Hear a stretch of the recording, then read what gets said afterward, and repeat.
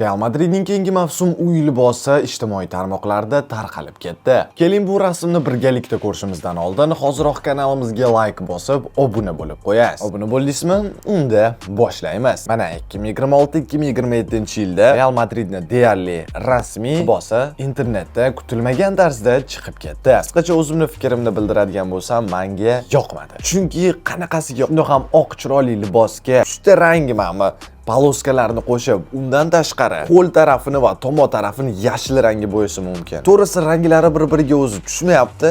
Bu qanaqadir hazilga o'xshayapti. Agar rostdan ham shunaqa forma Real Madrid chiqaradigan bo'lsa, menimcha bu nafaqat menga, balkimda boshqalarga ham yoqmasligi mumkin. Mana shu formada Kylian Mbappeni ko'rinishi. Xo'sh, siz bu haqida nima deb o'ylaysiz? Lekin eng qiziqarli joyi ularning mehmon va 3-liboslari ham chiqib ketdi. Ammo ularni ko'rgis kelsa, hoziroq bizni Telegram kanalimizga kiring. To'g'risini aytadigan bo'lsam, mehmon formasi juda ham chiroyli. Shuning uchun bitta Telegram kanalimizga obuna bo'lib qo'ysangiz, ishoning, afsuslanmaysiz.